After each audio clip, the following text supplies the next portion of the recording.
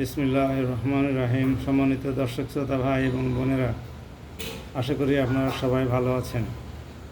সম্প্রতি খবরের কাগজে দেখলাম গণপ্রজাতন্ত্রী বাংলাদেশ সরকার খুলনার 2টি জুট মিলকে বেসরকারি মালিকানায় বিক্রি করে দেওয়ার সিদ্ধান্ত গ্রহণ করেছেন। পাকিস্তান সরকারের কাছ থেকে বাংলাদেশ সরকার 70 থেকে 72টি লাভজনক জুট মিল উত্তরাধিকার সূত্রে গ্রহণ করে এবং সবগুলোকে 1972 সালের 26শে মার্চ জাতীয়করণ অধ্যাদেশের মাধ্যমে জাতীয়করণ করে নেওয়া হয়। এরপরে থেকে অধিকাংশ জুট মিলগুলোই লোকসানের উপরে ভর করে চলছিল এবং সরকারের কাছ থেকে ভর্তুকি নিয়ে বেঁচেছিল। সর্বশেষ আওয়ামী লীগ সরকার 2020 সালের দিকে এসে খুলনার 25টি জুট মিল একদিনে বন্ধ করে দেয়। ওই 25টি জুট মিলই অবশিষ্ট ছিল বাংলাদেশে বন্ধ হয়ে যেতে। এরপর থেকে কাঁচা পাট উৎপাদনকারী কৃষকরা বিপাকে পড়ে যায় এবং সরকার কাঁচা পাট সবগুলোই তখন বাংলাদেশের বেসরকারি যে জুট মিলগুলো আছে সেগুলো ব্যবহার করত, আর বাকি সবগুলোই ভারতে রপ্তানি করত। এই বাংলাদেশের কাঁচা পাটের উপরে নির্ভর করে ভারতের জুট মিলগুলো তখন আবার নতুন করে চালু হয় এবং লাভজনক প্রতিষ্ঠানে পরিণত হয়। এই অন্তর্বর্তী সরকার 2024 সালে আসার পর থেকে এই অবস্থায় চলছিল। হঠাৎ করে অন্তর্বর্তী সরকার 2024 সালে ক্ষমতায় আসার পরে ভারতে পাট রপ্তানি নিষিদ্ধ ঘোষণা করলে তখন ভারতের পাটকলগুলো বন্ধ হতে থাকে এবং বাংলাদেশের পাটকলগুলো আস্তে আস্তে চালু করার জন্য সরকার চিন্তা করতে থাকে। তারই পরিপ্রেক্ষিতে বাংলাদেশ সরকার 2টি পাটকল বেসরকারি মালিকানায় বিক্রি করে দেওয়ার সিদ্ধান্ত গ্রহণ করেছেন। আমাদের বক্তব্য হলো, বাংলাদেশে ইতিপূর্বে যতগুলো কলকারখানা সরকারি খাতের বন্ধ করে দেওয়া হয়েছে পর্যায়ক্রমে সবগুলোই চালু করা হোক। তবে কোনো কোনো কারখানা আর চালু করা সম্ভব নয়, কারণ সেগুলো একেবারে লুণ্ঠিত হয়ে গেছে।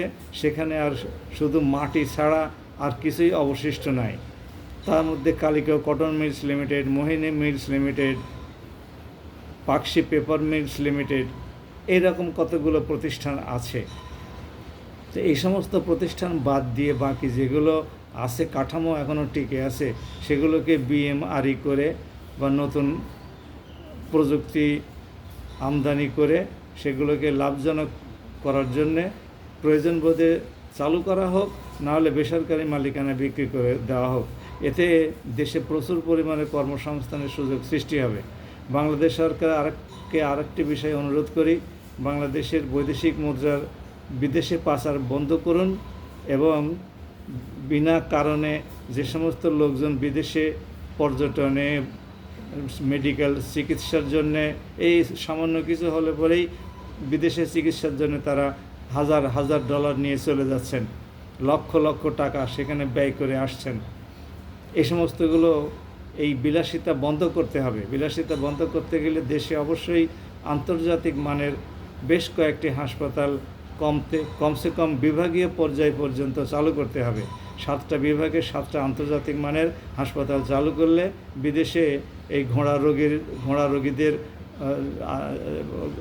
গমন বন্ধ হবে এবং প্রচুর পরিমাণে ফরেন কারেন্সি বেঁচে যাবে।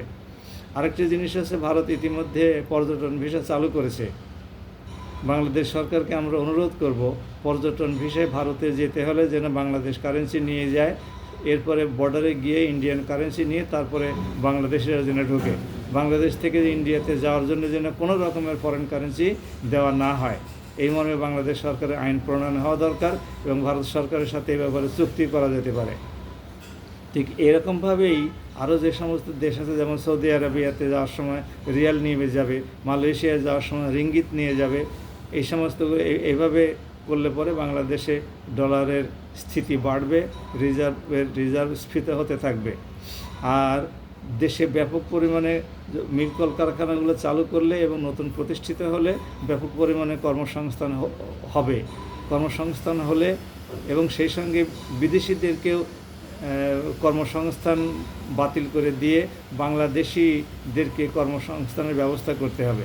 প্রয়োজন বোধে যে সমস্ত কারণে মিল কলকারখানার মালিকরা বিদেশিদেরকে নিয়োগ দিয়ে থাকে, তাদেরকে স্বদেশেই প্রশিক্ষণ দিয়ে ওই বিদেশি শ্রমিকদের মানে উন্নীত করতে হবে।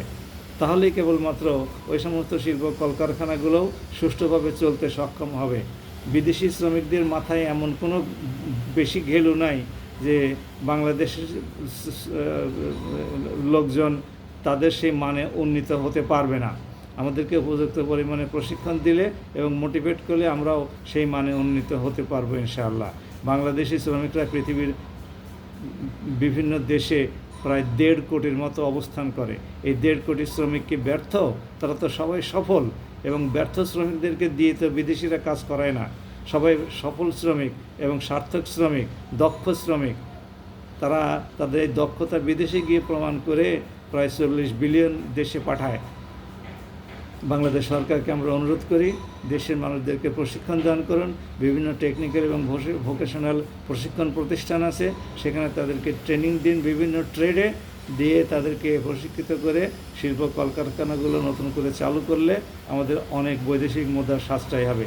বিদেশিরা এখান থেকে যে সমস্ত অর্থ বিদেশে পাচার করে নিয়ে চলে যায়, এগুলোরও রক্ষা পাবে, এবং দেশের কর্মসংস্থান হলে এই সমস্ত কর্মসংস্থানকৃত ব্যক্তিদের কাছ থেকে তাদের ইনকাম ট্যাক্স বাবদ বাংলাদেশ সরকারের কোষাগারে অর্থ জমা পড়বে। এভাবেই বাংলাদেশ সরকারের রিজার্ভ স্ফীত হতে পারে। আশা করি বাংলাদেশ সরকার বিষয়টি ভেবে দেখতে পারেন, সংশ্লিষ্ট মন্ত্রণালয়। আমরা যেহেতু এরকম একটা গণ্যমান্য ব্যক্তি নই, কাজে আমাদের লেখালেখিও পত্রপত্রিকায় দেওয়ার সুযোগ আমার তরফ থেকে কম। সুতরাং এই ভিডিও পোস্টে এবং ফেসবুকে যা দিচ্ছি তাই দিয়েই যদি বাংলাদেশ সরকার সিদ্ধান্ত নেয়, আলটিমেটলি এই পথেই বাংলাদেশ সরকারকে যেতে হবে।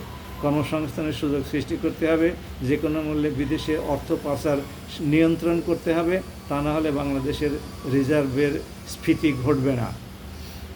আশা করি সরকার এগুলো বিবেচনা করবেন। বিবেচনা না করলে সরকারই এগুলোর মোকাবেলা করবেন।